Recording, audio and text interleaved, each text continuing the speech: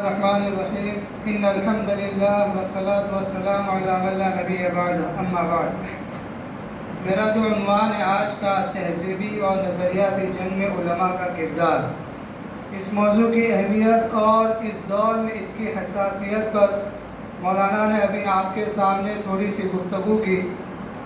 اب میں اپنے موضوع پر آنے سے پہلے کچھ تمہیدی باتیں آپ سے کرنا چاہتا ہوں۔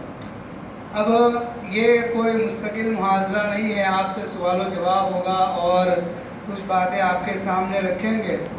تو تمہیدی باتوں میں سب سے پہلے یہ ہے کہ آپ پوری اسلامی تاریخ کا مطالعہ کر لیجئے، آپ پوری اسلامی تاریخ پڑھ جائیے۔ کوئی دور اور کوئی صدی ایسی نہیں گزری ہے کہ جس میں اسلام پر شبخو مارنے کی کوشش نہیں کی گئی۔ ہر دور میں، ہر صدی میں اور ہر زمانے میں اسلام تغیرات اور انقلابات سے گزرا ہے۔ یہ مذہب ہر بار تزلزل کا شکار ہوا اور پھر اٹھ کھڑا ہوا۔ آپ پوری تاریخ کا مطالعہ کیجیے، ہر دور میں اسلام کے حوالے سے آپ کو ایسے انقلابات اور ایسے تغیرات کی مثالیں ملے گی۔ اسلامی پوری تاریخ میں سب سے بڑا جو انقلاب مانا جاتا ہے وہ تاتاریوں کا حملہ تھا۔ یعنی تاتاریوں نے عالم اسلام کی بقیہ ادھیڑ کر رکھ دی، اور اس وقت کے جو علماء تھے ان کا یہ وہم اور گمان ہو گیا کہ اب دوبارہ اسلام کا نام و نشان نہیں ہوگا اور اسلام کا نام لینے والا کوئی نہیں ہوگا۔ تو ہر دور میں اسلام پر حملے کیے گئے، اسلام پر شبخو مارا گیا، لیکن جتنے بھی حملے اسلام پر ہوئے ہیں اور آج اسلام پر جو حملے ہو رہے ہیں ان میں بنیادی فرق ہے۔ ہم نے اخیر میں بالکل یعنی قریب زمانے میں جو اسلام پر حملہ ہوا اور اسلام پر شبخو مارا گیا وہ انگریزوں کا دور ہے۔ انگریزوں کی بھی آپ تاریخ اٹھا کر دیکھ لیجئے، لیکن چاہے وہ تاتاریوں کا حملہ ہو یا انگریزوں کا حملہ ہو، وہ صرف ایک سیاسی جنگ تھی اسلام کے ساتھ، اور اسلام کے حوالے سے وہ ایک صرف سیاسی جنگ تھی، نظریاتی جنگ نہیں تھی۔ یعنی جب بھی کوشش کی گئی اور اسلام پر حملہ کیا گیا، اسلام پر شبخو مارا گیا، تو ان کا واحد مقصد یہ تھا کہ اسلام کی جو جغرافیائی حدودیں ہیں ان کو کم کیا جائے، اسلام کی جو انٹرنلی چیزیں تھی یعنی کہ اسلام کا جو داخلی نظام تھا اسے کبھی چھیڑنے کی کوشش نہیں کی گئی۔ نہ تاتاریوں نے مسلمانوں کے جو آئینی قوانین ہیں ان کے ساتھ دست درازی کی، اور نہ انگریزوں نے مسلمانوں کا جو داخلی نظام ہے، چاہے وہ نظام تعلیم ہو یا نصاب تعلیم ہو یا مسلم پرسنل لا ہو، کسی کو بھی انگریزوں نے چھیڑنے کی کوشش نہیں کی۔ تھوڑی بہت تبدیلی کی گئی، لیکن مستقل طور پر اسلامی قوانین کو نشانہ اور ٹارگیٹ نہیں بنایا گیا۔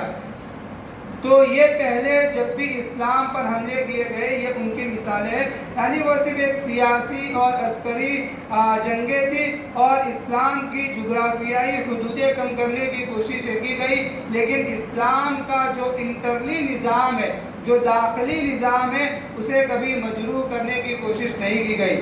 لیکن 18ویں صدی سے اور 19ویں صدی سے اسلام پر جو یلغار ہو رہی ہے وہ یلغار صرف خارجی یلغار نہیں ہے، بلکہ اسلام کے یعنی جو قوانین ہیں، قوانین پر یلغار ہے۔ اسلام کی جو تعلیمات ہے، تعلیمات کے ساتھ چھیڑ خانی کی کوششیں جاری ہے، اور عسکری جنگوں میں اور نظریاتی جنگوں میں جو اہم ہوتی ہے اور جو زیادہ خطرناک ہوتی ہے، مولانا نے آپ کے سامنے ابھی بتایا تھا کہ عسکری جنگوں کا جو اثر ہوتا ہے وہ دیر پا نہیں ہوتا، وہ قریبی مدت میں ختم ہونے والا ہوتا ہے۔ یہاں دیکھیے مسلمانوں کا جو اقتدار تھا، 700 سالہ اقتدار تھا، انگریزوں کے آنے کی وجہ سے وہ پورا تہو پالا ہو گیا اور انگریزوں کی حکومت قائم ہوئی، لیکن اس کے بعد بھی مسلمان اپنی شناخت پر قائم رہے۔ انہوں نے مسلمانوں کے جو داخلی نظام تھا، مسلمانوں کے جو آئینی قوانین تھے اور مسلمانوں کا جو داخلی انتظام تھا اس کے ساتھ کبھی دست درازی نہیں کی۔ تو اس زمانے میں جو عسکری جنگ ہے وہ بہت زیادہ اہم ہے۔ اس کے علاوہ ایک دوسری بات یہ ہے کہ ہمارے لیے ہمارے معاشرے کے سارے طبقات اہم ہیں، چاہے وہ عصری تعلیم یافتہ طبقہ ہو یا تجارت پیشہ طبقہ ہو یا وہ علماء کا طبقہ ہو، ہمارے لیے ہر طبقہ محترم ہے۔ ایک اگر جارو کش انسان ہے وہ بھی ہمارے لیے سرمایہ افتخار ہے۔ تو مسلمانوں کا ہر طبقہ ہمارے لیے عزیز بھی ہے اور ہمارے لیے سرمایہ افتخار بھی ہے، لیکن ان تمام طبقات میں وہ طبقہ کہ جس کے سر میں اسلام کا سودا سمایا ہوا ہے اور جس کی اولین ترجیح دین ہے، اسلام ہے، وہ صرف طبقہ علماء ہے۔ آپ دیکھیے کہ چاہے ہندوستان میں ہو یا ہندوستان کے باہر، جہاں بھی اسلام پر شبخو مارنے کی کوشش کی گئی یا اسلام کے کسی قانون کے حوالے سے دست درازی کی کوشش کی گئی یا اسلام کے کسی حکم کو تبدیل کرنے کی کوشش کی گئی، تو سب سے زیادہ حساسیت اگر کسی طبقے میں نظر آتی ہے تو وہ یہ طبقہ علماء ہے۔ تو طبقہ علماء اس کی ذمہ داری بھی بہت زیادہ ہے، چونکہ یہ اسلام کے حوالے سے بہت زیادہ حساس ہے، اور یہی وہ طبقہ ہے جس کی زندگی کا مرکز اور جس کی زندگی کا محور صرف دین ہے۔ تجارت، بیوی بچے، ساری چیزیں دوسرے نمبر کی ہے، اس کی اولین ترجیح اگر ہے تو اولین ترجیح وہ صرف یعنی اسلام ہے اور مذہب ہے۔ اب میں آپ کے سامنے یہ سلائیڈ پر ایک دعا ہے، آپ پڑھیے۔ کون سی دعا ہے؟ اللہم انجز لی ما وعدتنی۔ پڑھیے، آپ میں سے کوئی زور سے پڑھیے۔ یہ کس کی دعا ہے؟ حضرت عمر کی دعا ہے۔ یہ دعا کس نے مانگی تھی؟ کس موقع سے مانگی تھی؟ غزوہ بدر میں۔ غزوہ بدر میں آپ صلی اللہ علیہ وسلم نے جب ساری تیاریاں مکمل کر لی تو مکمل کرنے کے بعد ایک جھونپڑے کے نیچے آپ صلی اللہ علیہ وسلم سجدہ ریز ہو گئے اور یہ دعا مانگی تھی کہ یا اللہ تو نے جو وعدہ پورا کیا تھا وہ پورا فرما لے۔ اگر آج یہ جماعت ہلاک ہو گئی تو دوبارہ اس زمین پر تیرا نام نہیں لیا جائے گا، تجھے یاد کرنے والا کوئی نہیں ہوگا۔ اس وقت پوری دنیا کی جو صورتحال ہے وہ یہی ہے۔ اگر یہ علماء اپنا کام چھوڑ دے تو اس روئے زمین پر اللہ تبارک و تعالیٰ کے نام لینے والے موجود نہیں رہیں گے۔ یعنی آپ یہ سمجھیے کہ آپ اسلام اور کفر کے درمیان سد سکندری آپ ہے۔ آپ اسلام اور شرک کے درمیان جو دیوار ہے وہ آپ ہے۔ اگر آپ اپنا کام کرنا چھوڑ دیں گے تو اس روئے زمین کو یا اس روئے زمین پر مسلمانوں کو ارتداد سے کوئی نہیں بچا سکتا، کفر اور شرک سے کوئی نہیں بچا سکتا۔ تو یہ آپ کو اپنی ذمہ داری کو سمجھنا ہے۔ اس کے ساتھ ساتھ میں آپ کو بتاتا چلوں کہ حدیث میں اگرچہ اس حدیث پر محدثین نے بہت کلام کیا ہے کہ کل قیامت کے دن اس امت کے جو علماء ہیں ان کے قلم کی روشنائی مجاہدین کے خون کے ساتھ تولی جائے گی۔ اس حدیث پر کئی محدثین نے کلام کیا ہے، لیکن کئی محدثین نے اس کو اپنی کتابوں میں جگہ بھی دی ہے۔ تو اس کی وجہ کیا ہے؟ یعنی علماء کی جو قلم کی سیاہی ہے، اس سیاہی کو اتنا بڑا مقام دینے کی وجہ کیا ہے؟ حالانکہ ہم جانتے ہیں کہ ہمارے جتنے بھی قائدین ہو یا ہمارے جتنے بھی علماء ہو اور جتنے بھی ہمارے ناظمین و منتظمین ہو، وہ سب ایک اے سی والے کمرے میں بند ہو کر سارا کام کرتے ہیں، اور ایک مجاہد جو ہوتا ہے، ایک غازی جو ہوتا ہے، وہ اپنے بال بچوں کو چھوڑتا ہے، اپنے ماں باپ کو چھوڑتا ہے اور قسم پرسی کے عالم میں میدان جنگ میں اپنی جان کا نذرانہ اللہ کی راہ میں قربان کرتا ہے۔ تو دونوں کو یعنی دونوں میں کوئی توازن ہی نہیں ہے۔ وہ اللہ کی راہ میں اپنا خون دے دیتا ہے اور ایک عالم پنکھے کے نیچے اے سی والے کمرے میں بیٹھ کر یہ اللہ تبارک و تعالیٰ کے جو احکامات ہیں اس کے حوالے سے یا مذہب کے حوالے سے کام کرتا ہے۔ تو اس کی وجہ جو علماء نے لکھی ہے وہ یہ ہے کہ ایک مجاہد جو ہوتا ہے اور ایک غازی جو ہوتا ہے وہ اسلام کی زمینی سرحدوں کی حفاظت کرتا ہے، اور علماء جو ہوتے ہیں وہ اسلام کی فکری سرحدوں کی حفاظت کرتے ہیں۔ تو اس فکری سرحدوں کی حفاظت کرنے کی وجہ سے زمینی سرحدوں کی حفاظت کرنے والوں کا جو مقام ہے وہ اس علماء کو دیا جائے گا۔ تو یہ آپ کو اپنی اہمیت کو سمجھنے کی ضرورت ہے۔ آپ کو اپنا مقام سمجھنے کی ضرورت ہے کہ یعنی ہمارا یعنی مذہب میں اور اسلامی نقطۂ نظر سے ہمارا کیا مقام ہے، ہمارا کیا مرتبہ ہے اور ہمارا کام کیا ہے، ہمیں کس کام کی ذمہ داری دی گئی ہے۔ اب سب سے بڑا سوال یہ ہوتا ہے، ہم لوگ یہ کہتے ہیں کہ ہمارے پاس وسائل نہیں ہیں، ہم کیا کر سکتے ہیں، ہمارے پاس اقتدار نہیں ہے، یہ نہیں ہے، بہت ساری چیزوں کے بہانے یہ علماء بھی کرتے ہیں اور دوسرے لوگ بھی کرتے ہیں کہ ہمارے پاس وسائل نہیں ہے۔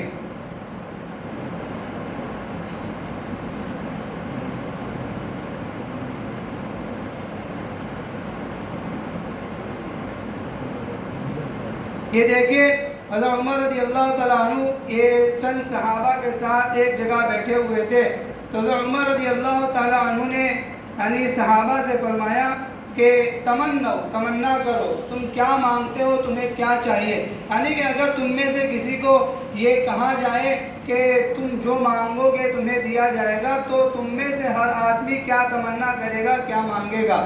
تو بہت سارے صحابہ تھے، کسی نے کہا کہ میری تمنا ہے کہ ہم جس گھر میں بیٹھے ہوئے ہیں یہ زر و جواہرات سے بھر جائے اور میں اسے اللہ کی راہ میں قربان کر دوں۔ کسی نے کہا کہ ہم جس گھر میں بیٹھے ہوئے ہیں یہ سونے سے بھر جائے اور میں اسے اللہ کی راہ میں لٹا لوں۔ تو ہر ایک نے اپنی اپنی تمنا ظاہر کی اور سب کا مقصد یہی تھا کہ اللہ کے راستے میں خرچ کرے۔ تو صحابہ نے بعد میں حضرت عمر رضی اللہ تعالیٰ عنہ سے کہا کہ عمر آپ بھی تو تمنا کیجئے۔ تو حضرت عمر رضی اللہ تعالیٰ عنہ نے یہ جملہ کہا تھا کہ میری تمنا یہ ہے کہ یہ گھر معاذ ابن جمل، ابو عبیدہ بن جراح اور عبداللہ ابن مسعود جیسے لوگوں سے بھر جائے۔ پھر ان کا اگلا جملہ جو ہے ثم استعملهم لاعلاء کلمۃ اللہ، کہ میں انہیں اللہ کی یعنی نام کی سربلندی کے لیے میں ان کا استعمال کروں۔ تو آپ اس سے اندازہ لگائیے کہ مادی وسائل انقلاب کے لیے اہم نہیں ہے، اصل جو ہے وہ افرادی وسائل ہے۔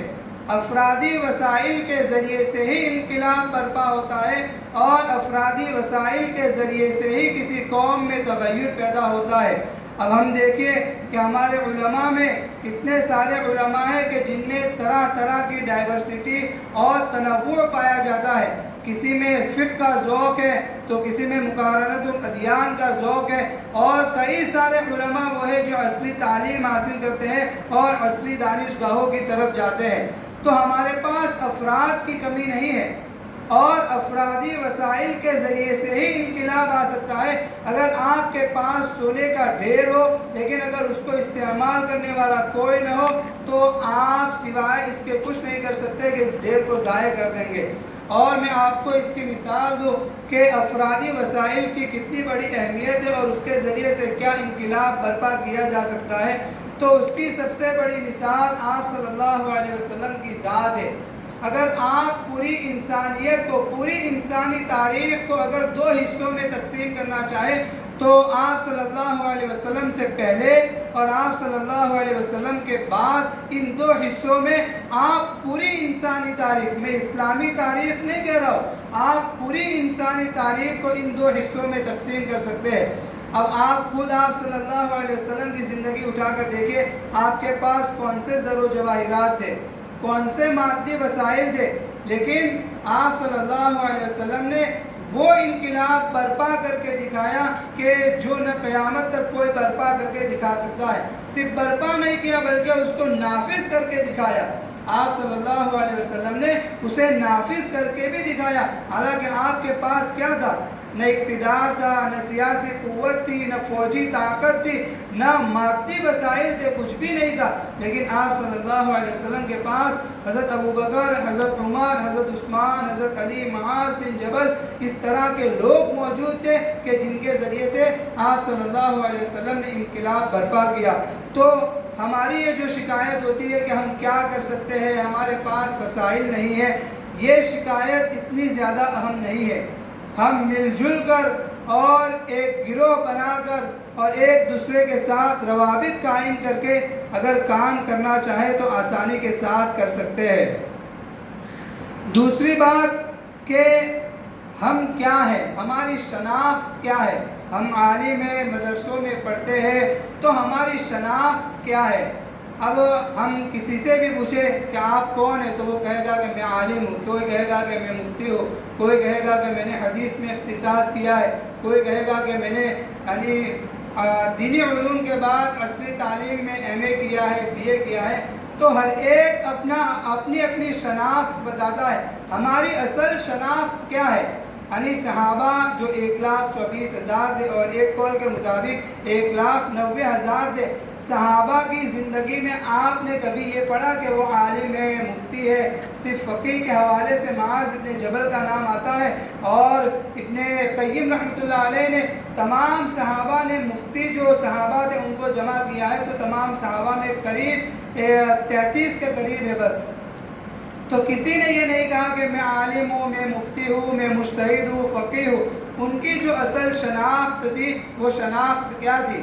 جب معاذ ابن جبل رضی اللہ تعالیٰ عنہ یمن کی طرف جا رہے تھے، اور اس وقت کئی سوالات آپ صلی اللہ علیہ وسلم نے معاذ ابن جبل سے کیے تھے، اور جب انہوں نے سارے سوالات کے جوابات دے دیے، تو اس وقت آپ صلی اللہ علیہ وسلم نے جو جملہ کہا تھا، الحمدللہ الذی وفق رسول اللہ صلی اللہ علیہ وسلم، یعنی ہماری جو شناخت ہے وہ شناخت یہ ہے کہ ہم پیغمبر کے پیامبر ہیں۔ ہم یعنی ہمارا جو انتخاب ہوا ہے وہ پیغمبرانہ مشن کے لیے ہمارا انتخاب اللہ تعالیٰ نے کیا ہے۔ اگر اللہ تبارک و تعالیٰ یہ انتخاب نہ کرتے تو نہ جانے آج ہم کس میدان میں اپنے گھوڑے دوڑا رہے ہوتے اور اپنی زندگی کھپا رہے ہوتے۔ تو پیغمبرانہ مشن کے لیے ہمارا انتخاب اللہ تبارک و تعالیٰ نے کیا ہے، اور ہماری جو شناخت ہے کہ ہم رسول کے پیغمبر ہیں۔ اس امت کے جو علماء ہیں وہ رسول کے پیغمبر ہیں، اور یہ صرف ایک جگہ پر نہیں، آپ کو کئی جگہوں پر یہ جملہ ملے گا، اور کئی لوگوں نے اس جملے کا استعمال کیا ہے کہ ہم رسول اللہ صلی اللہ علیہ وسلم۔ تو یہ اصل ہماری شناخت ہے، اور ہماری زندگی کا جو اصل مقصد ہونا چاہیے وہ پیغمبرانہ مشن ہے۔ پیغمبرانہ مشن کیا ہے؟ کہ مسلمانوں کے عقائد کو مضبوط کرنا اور دوسرے لوگوں تک اسلام کی دعوت پہنچانا۔ دوسری چیز کہ ہماری زندگی میں مقصد کی یکسانیت ہونی چاہیے۔ ہم چاہے جس شعبے سے بھی تعلق رکھتے ہو، چاہے ہمارا میدان یا ہمارے اختصاص کا میدان فقہ ہو یا حدیث ہو یا تفسیر ہو یا مطالعہ مذاہب ہو، ہم جس میدان سے بھی تعلق رکھتے ہو، ہمیں اسلام پر یقین اور قرآن و سنت پر یقین مضبوط ہونا چاہیے۔ ہمارا ایمان اور ہمارا یقین اتنا مضبوط ہونا چاہیے کہ جو تمام صحابہ کرام کو قرآن کریم اور آپ صلی اللہ علیہ وسلم کی باتوں پر تھا، وہ یقین ہمیں ہونا چاہیے۔ آج اگر ہم کسی سے بات کرتے ہیں، چاہے وہ عصری تعلیم یافتہ طبقہ ہو یا کوئی عصری فرد ہو یا تجارت کا کوئی آدمی ہو، تو ہم بہت نیچے اتر کر اس سے بات کرتے ہیں، یعنی اس طرح بات کرتے ہیں کہ جیسے ہماری کوئی حیثیت اور ہماری کوئی ویلیو ہی نہیں ہے۔ آپ صحابہ کرام کی زندگی اٹھا کر دیکھیے کہ ان کو کتنا کامل یقین تھا اور کتنا مضبوط یقین تھا۔ ربعی بن مالک کو دیکھیے، شاہ ایران کے دربار میں جاتے ہیں، اور وہ ایران کا جو بادشاہ تھا وہ پوچھتا ہے کہ کیوں آئے ہو؟ تو وہ کیا کہتے ہیں؟ ہم آئے نہیں ہیں، اللہم ابتعثنا، اللہ تعالیٰ نے ہمیں بھیجا ہے۔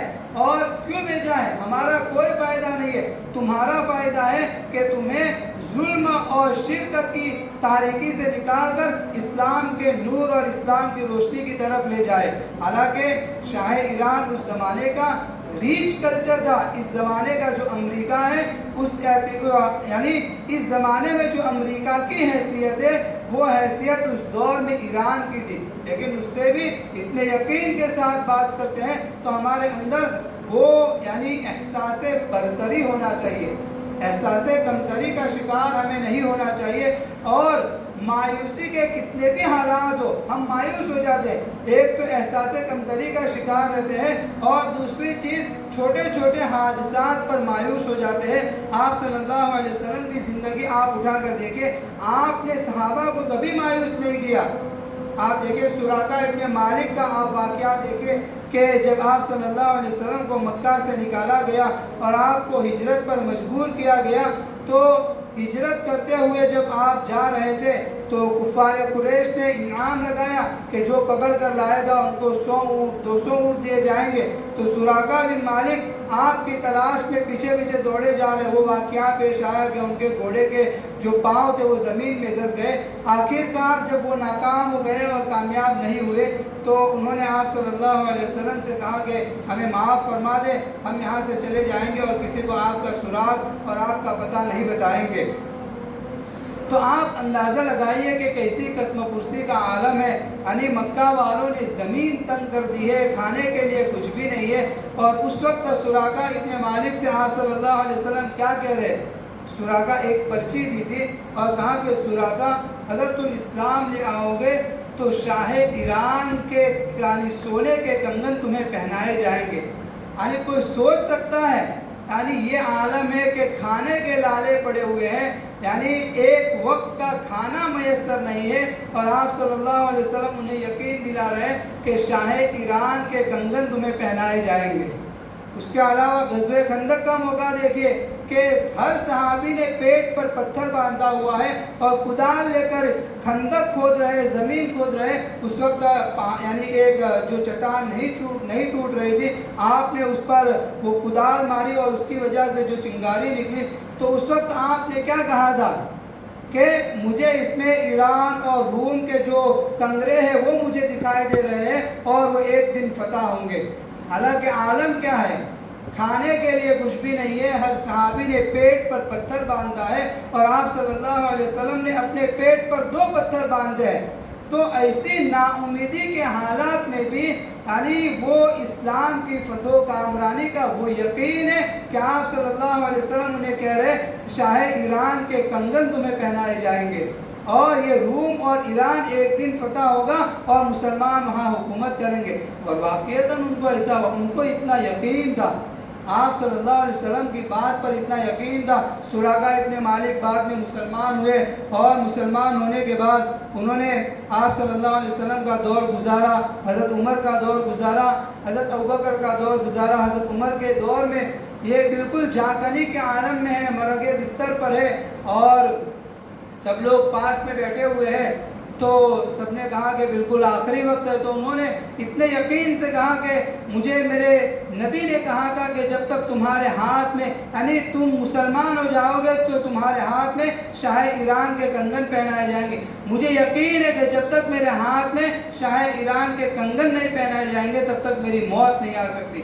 یہ یقین اسلام کے حوالے سے اور اسلام کی تعلیمات کے حوالے سے ہمارے دلوں میں ہونا چاہیے۔ اگر یہ یقین کی چنگاری ہمارے دلوں میں اتنی مضبوط اور اتنی روشن ہوگی تب جا کے ہم عوام کے دلوں میں ایمان کی شمع جلا سکتے ہیں اور ایمان کی روشنی کو تیز کر سکتے ہیں۔ تو یہ یقین، اور یقیناً ایسا ہوا جب ایران فتح ہوا تو انہوں نے وہ پرچی حضرت عمر کے پاس بھیجی اور کہا کہ میرے نبی نے مجھے کہا تھا، تو ان کو یہ کنگن پہنائے گئے۔ اس کے بعد پھر ان کا انتقال ہوا۔ تو ربعی بن عامر ان کا بھی مسئلہ، حضرت جعفر، حضرت عمر نے کیا اعزنا اللہ الاسلام، کہ اللہ تعالیٰ نے ہمیں اسلام کی وجہ سے عزت دی ہے۔ تو یہ ساری چیزیں، یہ تمہیدی باتیں تھی، یہ آپ کو جاننا ضروری ہے کہ آپ کا کیا مقام ہے، آپ کی کیا ذمہ داری ہے، اور ایسے حالات میں آپ کا کیا کام ہونا چاہیے اور آپ کا کردار کیا ہونا چاہیے۔ شروع میں آپ کے سامنے الغزو الفکری کی جو اہمیت تھی وہ آپ کے سامنے بتائی، اور اس کے بعد آپ کا مقام کیا ہے وہ ہونا چاہیے۔ اب دیکھیں، سب سے بڑی کمی ہمارے اندر یہ ہے کہ ہمارے اور عوام کے درمیان فاصلات بہت ہے، چاہے وہ عصری دانشگاہوں کے پروردہ ہو یا تجارت سے متعلق ہو یا مزدور طبقہ ہو، کوئی بھی طبقہ ہو، ہمارے درمیان بہت بڑی خلیج پیدا ہو گئی ہے۔ آپ یاد رکھیں کہ اگر آپ کی صحبت سے کسی کا کلمہ درست ہو سکتا ہے تو آپ کے فاصلے سے کسی کا ایمان بھی جا سکتا ہے۔ ایک جاروب کا اگر ایک شرابی مسلمان ہے تو وہ ہمارے لیے سرمایہ افتخار ہے۔ ہم اسے ان ایتھسٹ کے حوالے اور ان ملحدین کے حوالے کیوں کریں؟ ہم کفار کے حوالے کیوں کریں؟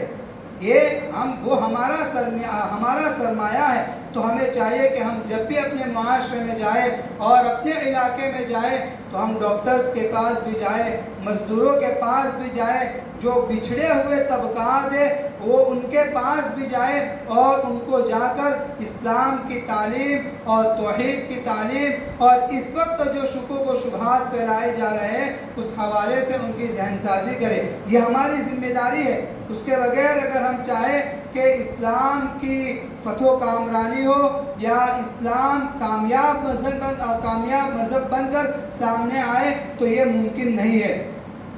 اب اس کی تاریخ کیا ہے تو میں مختصر طور پر آپ کو بتاتا ہوں کہ یہ الغزو الفکری جو ہے وہ بر صغیر کی جو جامعات ہے اور بر صغیر کی جو مدارس ہے اس میں مستقل نصاب کے طور پر نہیں پڑھایا جاتا ہے.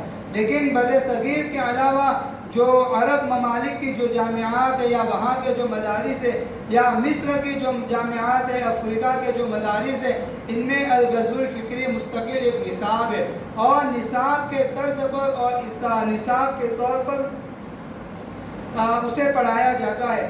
الغزو الفکری کی جو تاریخ ہے وہ تاریخ بہت قدیم ہے. الغزو الفکری کا جو مقصد ہوتا ہے وہ مقصد یہ ہوتا ہے کہ اسلامی جو تعلیمات ہے اسے مجروح کیا جائے, اس میں شکوک و شبہات پیدا کیا جائے اور مسلمانوں کو یعنی عقیدے کے حوالے سے کمزور کر دیا جائے. یہ الغزو الفکری کا سب سے بڑا مقصد ہے اور یہ کام آپ صلی اللہ علیہ وسلم کے دور سے شروع ہے. لیکن یعنی صلیبی جنگوں کے اختتام تک یہ فکری الغار اتنی زیادہ اثر انداز نہیں ہوئی.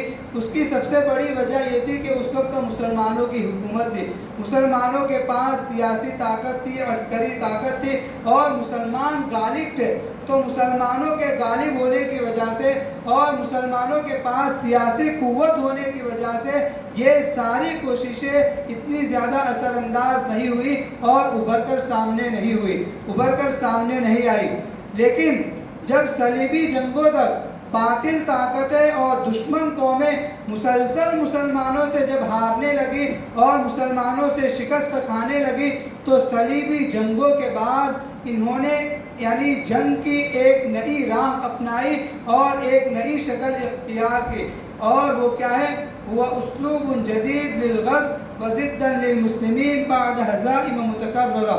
یعنی کہ مسلسل ناکامیوں کے بعد اور مسلسل شکستوں کے بعد انہوں نے مسلمانوں سے لڑنے کے لیے اور مسلمانوں کو زیر کرنے کے لیے ایک نئی شکل اختیار کی, جنگ کا ایک نیا روپ دھارا, اور وہ یہ ہے کہ مسلمانوں کو عقیدے کے اعتبار سے اور اسلامی تعلیمات کے حوالے سے شکوک میں مبتلا کر دیا جائے. اگر ان کا رشتہ اسلام کے ساتھ کمزور ہو گیا تب ان کو ہرانا مشکل نہیں ہے. تو صلیبی جنگوں کے بعد خاص طور پر اس کی ابتدا ہوئی.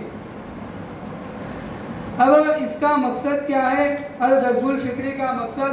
تو الغزو الفکری کا مقصد میں نے آپ کے سامنے ذکر کر دیا کہ الغزو الفکری کا سب سے بڑا جو مقصد ہے وہ مقصد یہ ہے کہ مسلمانوں کو ذہنی اور شعوری طور پر شکوک و شبہات میں مبتلا کر دیا جائے اور ان کو اسلام سے دور کر دیا جائے.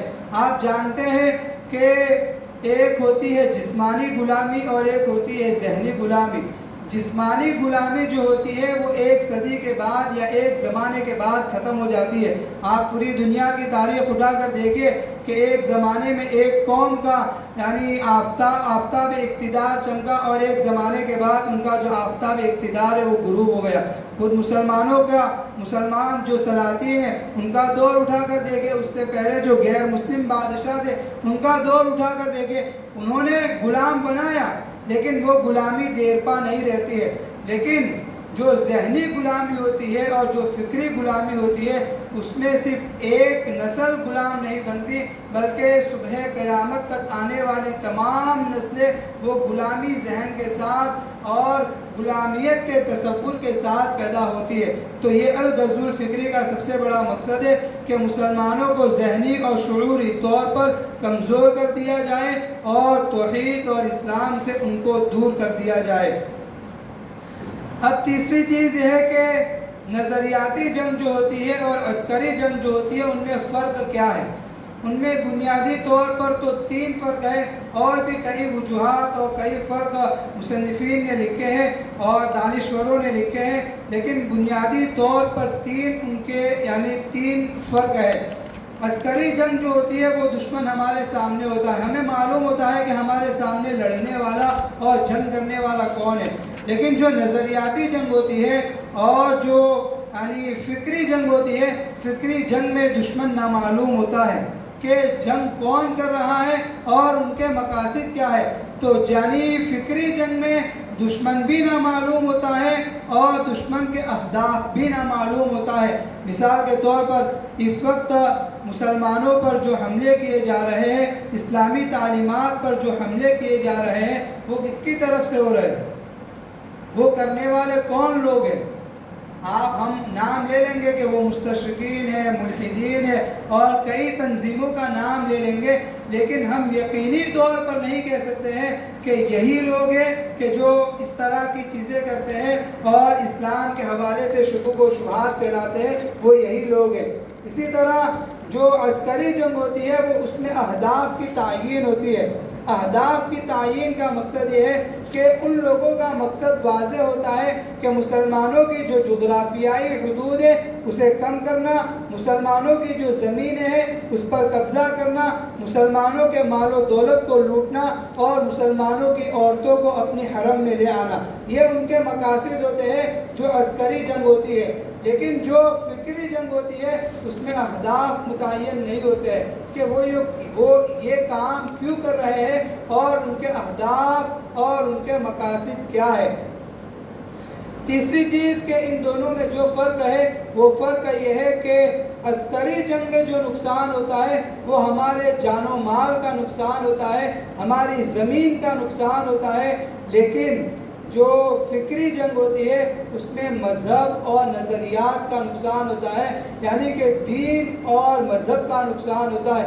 اور آپ جانتے ہیں، اور ایک عام سے عام مسلمان بھی جو ہوگا وہ یہ جانتا ہے کہ ایک مسلمان کے لیے اس کی جان سے اور اس کے مال سے بڑھ کر مذہب اور دین ہے۔ ایک مسلمان یعنی اسلام کے لیے اپنی جان دے سکتا ہے، لیکن اسلام کے حوالے سے وہ سمجھوتا نہیں کر سکتا۔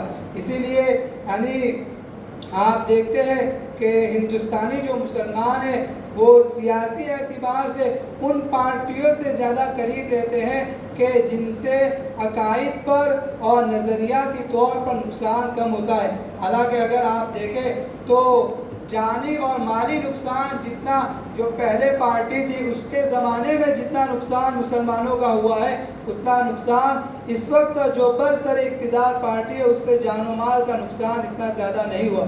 لیکن ابھی جو برسر اقتدار جو پارٹی ہے اس کا جو مقصد ہے وہ نظریاتی طور پر اور مسلمانوں کے جو آئینی قوانین ہیں اور مسلمانوں کا جو داخلی نظام ہے اسے مجروح اور اسے مشکوک کرنے کی کوشش ہے۔ اسی لیے مسلمانوں نے ہمیشہ اس پارٹی کا ساتھ دیا ہے، جبکہ مسلمانوں کا جانی اور مالی نقصان اس کے دور میں زیادہ ہوا ہے۔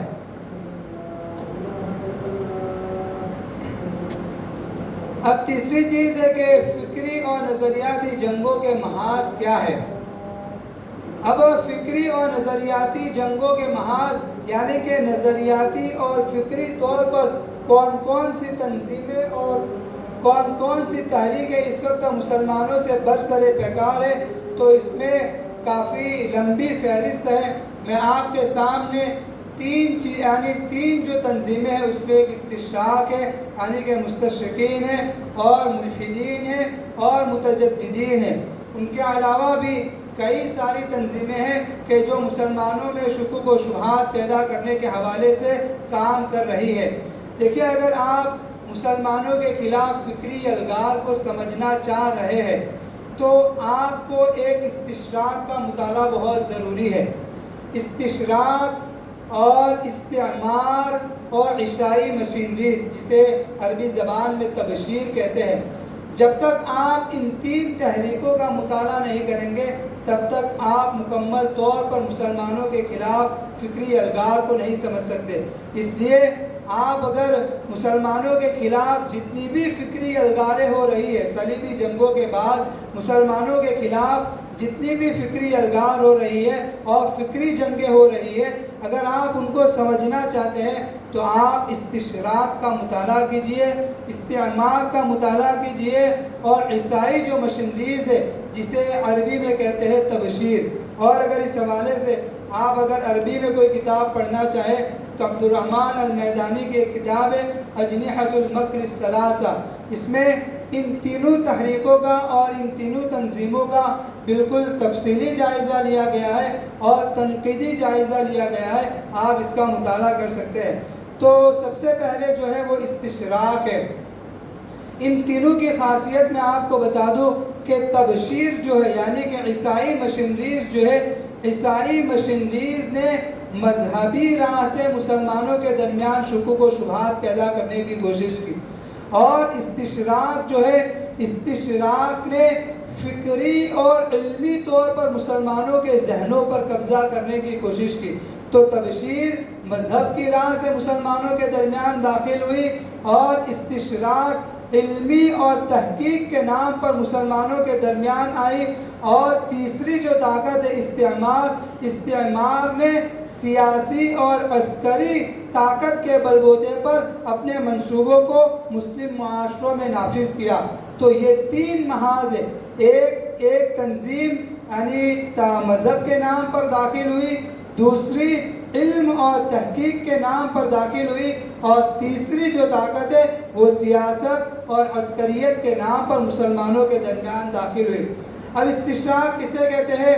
تو استشراق کی جو تعریف ہے اور مستشرقین کی جو تعریف ہے وہ تعریف یہ ہے کہ یہ لوگ، استشراق یہ ہے کہ اسلامی علوم کا مطالعہ کرنا۔ اب اس میں ساری چیزیں آ جاتی ہے، یعنی اسلامی تہذیب، اسلامی علوم، حدیث و فقہ و تفسیر و اسلامی علوم کا مطالعہ کرنا اور اسلام کا مطالعہ کرنا، اور یہ مطالعہ اس وجہ سے نہیں کرنا تاکہ اسلام کو سمجھے، بلکہ اس مطالعے کے کرنے کا مقصد یہ ہو تاکہ اسلام میں شکوک و شبہات پیدا کرے۔ تو یہ استشراق کی تعریف ہے کہ اسلامی علوم کا مطالعہ کرنا۔ اب استشراق کا مقصد کیا ہے اور مستشرقین کا مقصد کیا ہوتا ہے؟ تو مستشرقین کے کئی سارے مقاصد ہیں، اور ان مقاصد میں بنیادی طور پر جو مقصد ہے وہ مقصد یہ ہے مصادر اسلامی میں آمیزش، یعنی کہ اسلام کے جو بنیادی ستون ہیں ان بنیادی ستون کو کمزور کرنے کی کوشش کرنا، جیسے قرآن و سنت ہے اور اجماع اور قیاس ہے۔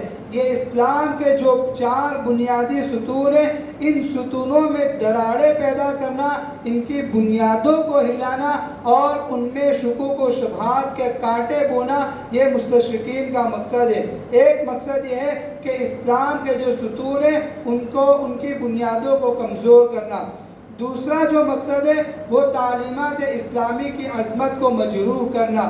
تعلیمات اسلامی یعنی کہ نماز، روزہ، ذبح و قربانی اور اس طرح کی جتنی بھی تعلیمات ہیں، اسلام کی جتنی بھی تعلیمات ہیں، ان کی عظمت کو مجروح کرنا۔ اس کی سب سے بڑی مثال میں آپ کو دوں کہ آج سے 20 سال پہلے، 15 سال پہلے آپ نے کبھی یہ نہیں سنا ہوگا کہ قربانی کرنے کا کیا مقصد ہے۔ قربانی کرنے سے اچھا ہے کہ کسی غریب کو اتنے پیسے دے دیے جائے۔ آج سوشل میڈیا پر دیکھیے ہر جگہ اس سوال کو اٹھایا جاتا ہے۔ تو یہ اس طرح کے جو شکوک و شبہات پیدا کیے جاتے ہیں کہ اس سے اچھا تو ہے کسی غریب کو مدد کرنا، اس میں تو ایک جانور کا خون بہایا جاتا ہے، ایک جانور کو مارا جاتا ہے۔ گوشت کے حوالے سے جتنے شکوک و شبہات پیدا کیے جاتے، آپ اس سے پہلے یعنی کہ آج سے 20-25 سال پہلے آپ اس کو نہیں سنے ہوں گے، لیکن آج سوشل میڈیا کے حوالے سے اور جو عصری جو لٹریچر ہے، یعنی عصری جو دانشگاہیں ہیں اور عصری جو دانشوران ہیں، ان کی طرف سے جو لٹریچر تیار کیا جاتا ہے تو اس میں ان چیزوں کو شامل کیا جاتا ہے کہ جس کے ذریعے سے تعلیمات اسلامی جو ہے یعنی کہ اسلامی جو احکام ہے، نماز ہے، روزہ ہے، ذبح و قربانی ہے، حج ہے، ان پر شکوک و شبہات پیدا کیے جائے اور مسلمانوں کے دلوں سے ان کی عظمت کو نکالا جائے۔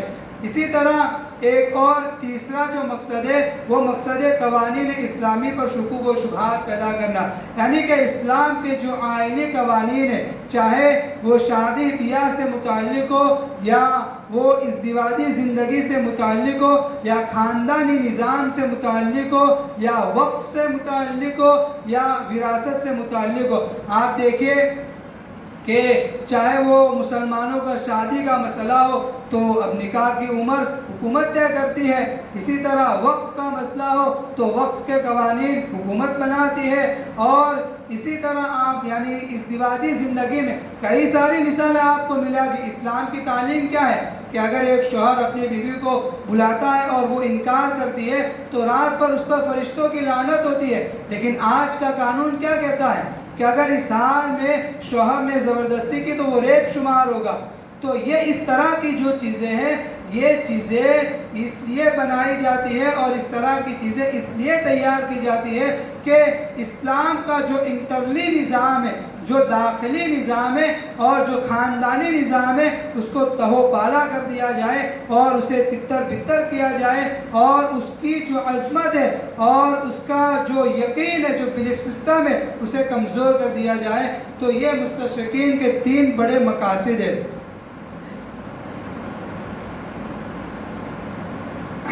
اب مستشرقین کے اہداف کیا ہیں؟ تو ان کے جو مقاصد ہیں، مقاصد میں میں نے آپ کے سامنے وہ باتیں یعنی ذکر کر دی جو بنیادی چیزیں ہیں، یہ میں پوائنٹس کی شکل میں آپ کے سامنے یہ یعنی پوائنٹس بتا دیتا ہوں۔ اگر آپ اس کو تفصیلی مطالعہ کرنا چاہیں تو استشراق کے حوالے سے میں نے آپ کو جو کتاب بتائی آپ اس کا مطالعہ کر سکتے ہیں۔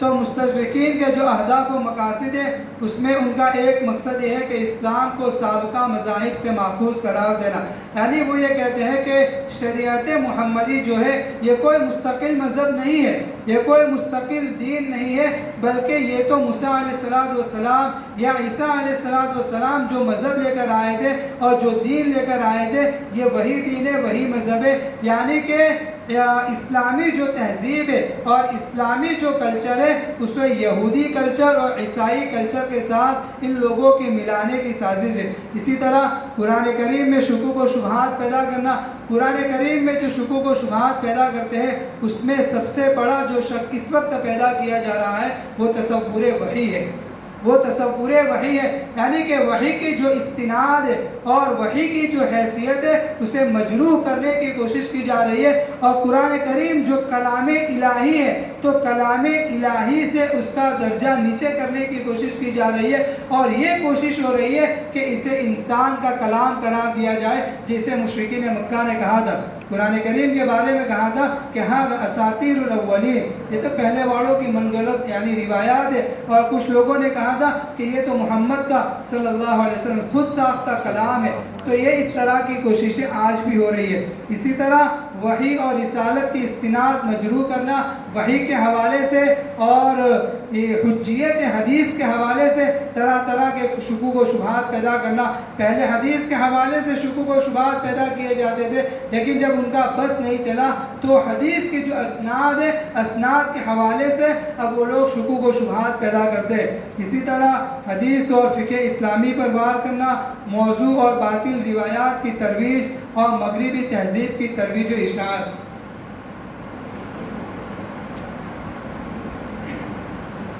اب یہ مغربی تہذیب کی جو ترویج و اشاعت ہے، تو آج دیکھیے کہ ہمارے چاہے مسلمان ہو یا غیر مسلم ہو وہ مغربی تہذیب کی اندھی تقلید کیے ہوئے ہیں۔ میں شروع میں آپ کو بتانا چاہ رہا تھا کہ یعنی شروع میں آپ کو نہیں بتا سکا کہ پہلے دور میں جو جنگیں ہوتی تھی اور اس وقت جو جنگیں ہو رہی ہے ان دونوں میں فرق کیا ہے، ان دونوں میں فرق کیا ہے؟ تو ایک فرق تو میں نے یہ بتایا تھا کہ اس وقت جتنی بھی جنگیں ہوئی ہے اور اسلام پر شبخو مارا گیا ہے تو وہ صرف ایک سیاسی جنگ تھی اور مسلمانوں کی جغرافیائی حدود کم کرنے کی ایک کوشش تھی، وہ تھی اور ختم ہو گئی۔ اور اس وقت جو جنگ ہے وہ عسکری اور فکری جنگ ہے۔ ایک دوسری بنیادی وجہ یہ ہے کہ یعنی انگریز ہو یا تاتار ہو یا اسلام پر جتنے بھی لوگوں نے حملے کیے ہیں، ان لوگوں جو لوگ بھی حملہ کرنے والے تھے اور جو لوگ بھی مسلمانوں کے خلاف یعنی برسر پیکار تھے، ان لوگوں کے پاس کوئی اپنا نظریہ نہیں تھا، ان کی اپنی کوئی آئیڈیالوجی نہیں تھی کہ جو وہ مسلمانوں کے سامنے رکھ سکے اور ذہنی طور پر مسلمانوں کو غلام بنا سکے، چاہے وہ تاتار ہو یا انگریز ہو۔ انگریزوں کا واحد مقصد یہاں پر جو تھا کہ مسلمانوں کو یا یہاں پر جو ہندوستانی لوگ ہیں، ہندوستانیوں کو وہ غلام بنائے، کس حوالے سے؟ مزدور بنائے۔ لیکن ان کے پاس ایسا کوئی نظریہ نہیں تھا کہ جس کے ذریعے سے وہ ذہنی غلام بنا سکے۔ تاتاری جو قوم تھے، تاتاریوں نے مسلمانوں کے خلاف جنگ لڑی اور جیت بھی گئے، اور اس وقت مسلمانوں کو یعنی تہس نہس کر دیا، لیکن ان کے پاس اپنا کوئی نظریہ نہیں تھا۔ لیکن 18ویں صدی اور 19ویں صدی سے مسلمانوں کے خلاف جو یلغار ہو رہی ہے اور جو لوگ یلغار کر رہے ہیں، ان کے پاس اپنا ایک نظریہ حیات ہے، چاہے وہ مغربی تہذیب ہو یا یورپی کلچر ہو یا اس وقت ہندوستان میں ہندوتو تحریک ہو۔ اگرچہ ان کے نظریات بالکل بیہودہ اور بالکل یعنی کہ انسانی عقل سے باہر ہے، لیکن اس کے باوجود مغربی کلچر اور مغربی جو طرز زندگی ہے، ان کے پاس اپنا ایک نظریہ حیات ہے۔ یہاں کی جو ہندوتو تحریک ہے، ہندوتو تحریک کے پاس اپنا ایک نظریہ حیات ہے۔ اب چاہے وہ یعنی انسان کی عقل سے باہر وہ سارے کے سارے نظریات ہو، جیسے یعنی یہ گو موتر پیتے ہیں، اسی طرح گوبر اشنان کرتے ہیں، یہ ایک یعنی کامن جو مین ہوتا ہے، جو ایک عام انسان ہوتا ہے، اس کی سمجھ سے بھی یہ باہر چیزیں ہیں، لیکن وہ اسے پروموٹ کر رہے ہیں۔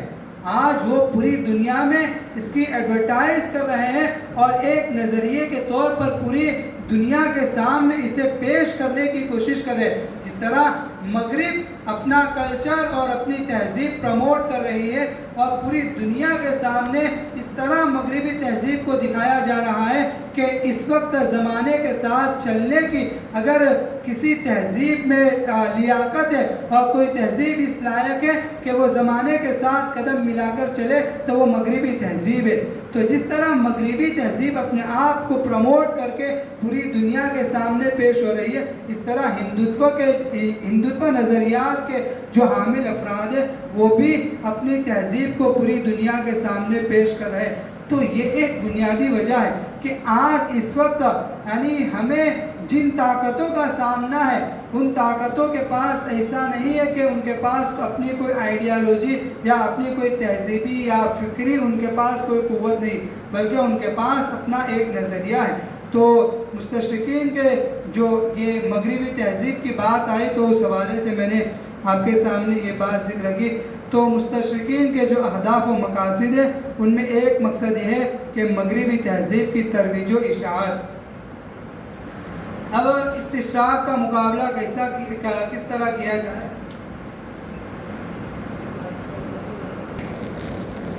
اب ایک سوال یہ ہے کہ استشراق کا مقابلہ کیسے کیا جائے؟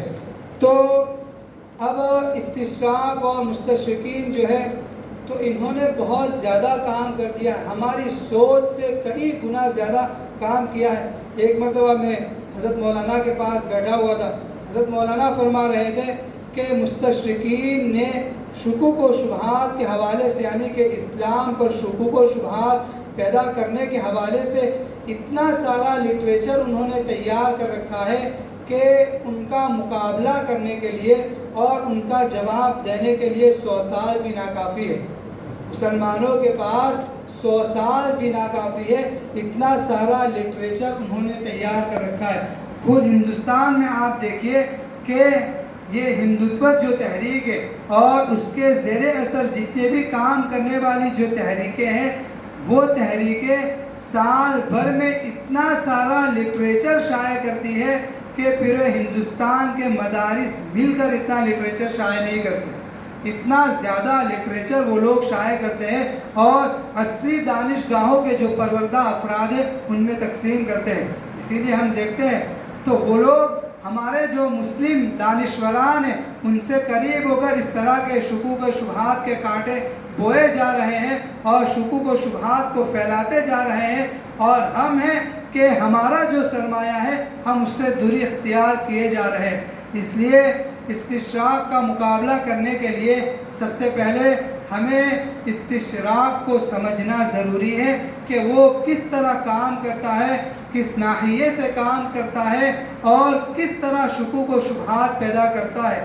تو پہلا جو یعنی مقابلہ کرنے کے لیے پہلی جو چیز ہے تو ذاتی طور پر اگر کوئی چیز ہے تو وہ ہے کہ ہم اس کا مطالعہ کریں، اور اگر ہم کسی ادارے کے ذمہ دار ہیں یا ہمارے یعنی ہم کسی ادارے کے منتظمین ہیں یا اس کے رکن رکین ہیں یا اس کے اراکین میں شامل ہیں تو الغزو الفکری کو نصاب کا حصہ بنایا جائے، الغزو الفکری کو مستقل نصاب کے طور پر پڑھایا جائے، اور اس کے ذریعے سے یعنی علماء کو عصری جو جنگیں ہیں اور عصری جو الگار ہے، عصری جو فکری الگار ہے، اس کے لیے علماء کو تیار کیا جائے۔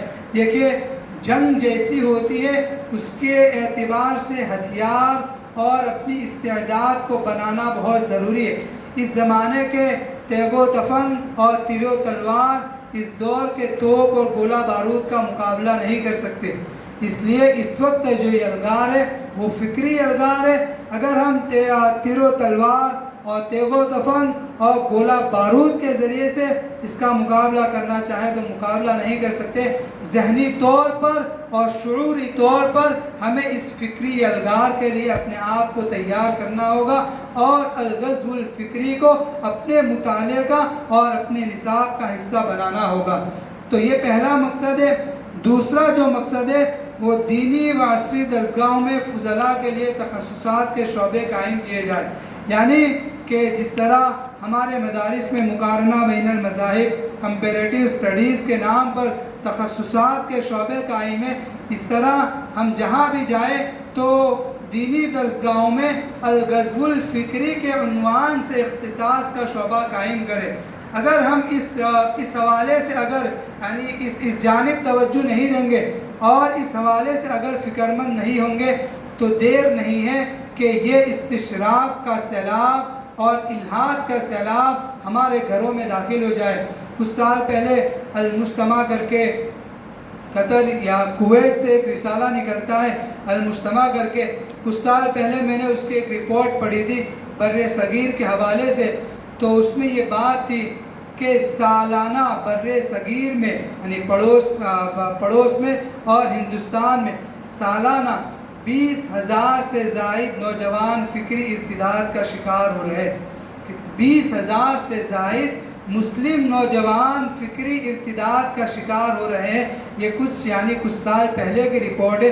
اگر آج بھی ہم فکر مند نہیں ہوئے تو دیر نہیں ہے کہ یہ سیلاب ہمارے گھروں میں داخل ہو جائے۔ آج آپ دیکھتے ہیں کہ ہندوتو تحریک جو ہے اس کے جو اثرات ہے اور اس کی جو کوششیں ہیں وہ صوم و صلاۃ کے پابند جو گھرانے ہیں ان گھرانوں میں داخل ہو چکی ہے، ان گھرانوں میں داخل ہو چکی ہے، اور ہم ہاتھ پر ہاتھ دھرے بیٹھے رہے۔ آج ہمارے پاس جو شکایتیں ہیں وہ شکایتیں یہ ہے کہ ہمارے پاس اسباب نہیں ہے۔ ہم کوشش تو کریں اس دنیا میں اللہ تبارک و تعالیٰ کا جو اصول ہے وَأَنَّ سَعْيَهُ سَوْفَ يُرَىٰ، یعنی وَأَن لَيْسَ لِلْإِنسَانِ إِلَّا مَا سَعَىٰ وَأَنَّ سَعْيَهُ سَوْفَ يُرَىٰ۔ اس دنیا میں جو کوشش کرے گا کوشش کا بدلہ اور کوشش کا انجام اسے ضرور ملے گا، چاہے وہ حق کے لیے کوشش کرے یا باطل کے لیے کوشش کرے، جزا اور سزا کا معاملہ آخرت سے متعلق ہے۔ اس دنیا میں آپ دیکھتے ہیں چاہے وہ RSS ہو یا اس کے علاوہ جتنی بھی باطل تحریکیں ہیں وہ ہو، انہوں نے اس 100 سال میں کتنی کوششیں کی ہیں، اتنی کوششیں کی ہیں کہ جہاں ہمارا تصور نہیں تھا کہ وہاں تک وہ لوگ داخل ہو چکے۔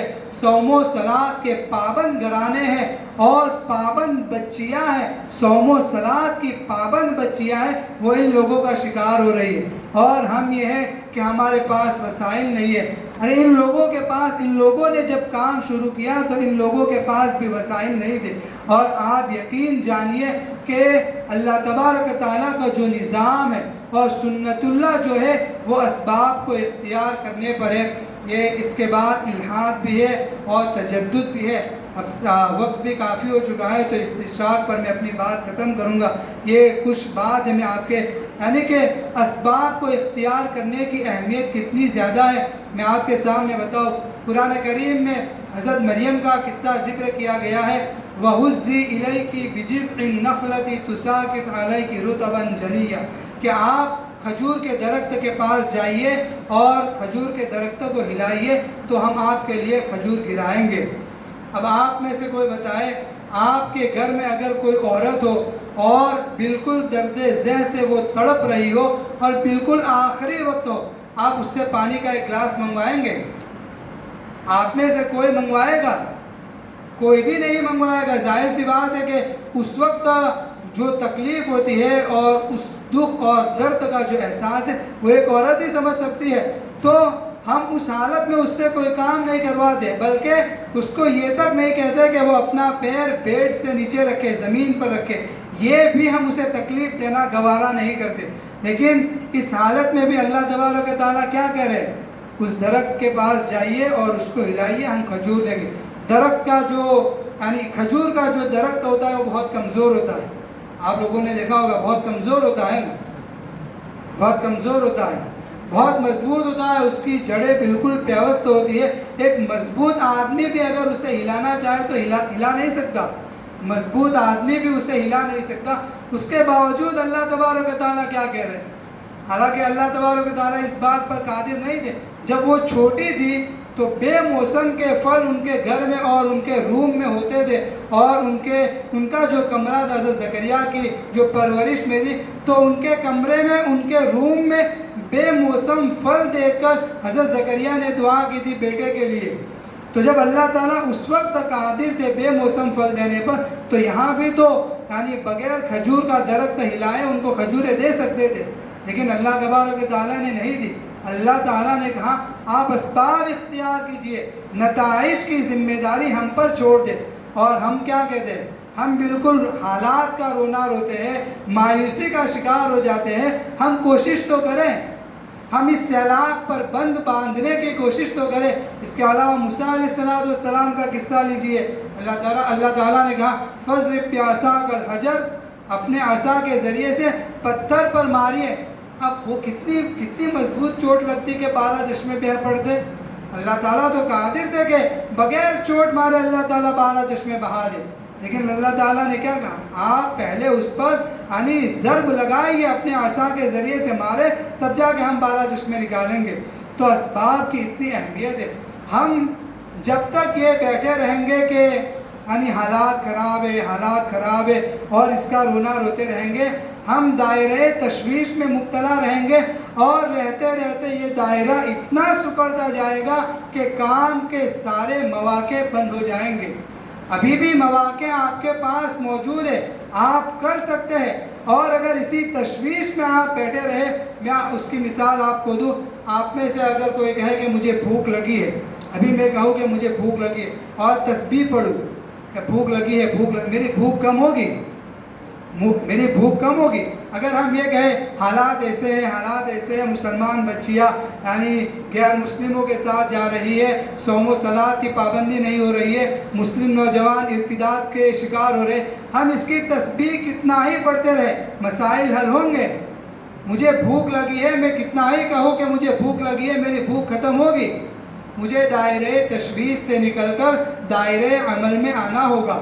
یعنی یا تو میں چاہوں کہ خود جا کر کچھ کھا لوں، یا آن لائن کچھ آرڈر کروں، یا کسی کو کہوں کہ مجھے کھانا کھلا دے، تب جا کے میری بھوک ختم ہوگی۔ تو اس طرح آپ کو میدان میں آنا ہوگا اور میدان عمل میں اتر کر کام کرنا ہوگا۔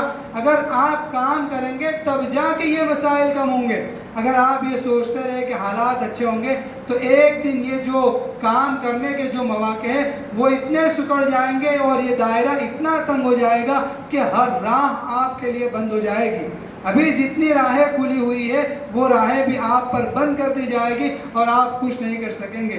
تو اس لیے اسباب اختیار کریں، اپنے بس میں جتنا ہے وہ کام کر گزریے اور نتیجہ اللہ تبارک و تعالیٰ پر چھوڑ دیجئے۔ اور سارے کا یعنی غزوہ بدر میں شروع میں آپ صلی اللہ علیہ وسلم کی زندگی دیکھیں، تلواریں نہیں تھی، درخت کاٹے گئے، درخت کی شاخوں سے تلواریں بنائی گئی، سب بندی کی گئی، ہر چیز کر دی گئی، سارے جتنے بھی وسائل تھے، جتنے بھی اسباب تھے، وہ سارے اسباب اختیار کیے گئے۔ اس کے بعد آپ صلی اللہ علیہ وسلم سجدہ ریز ہوئے۔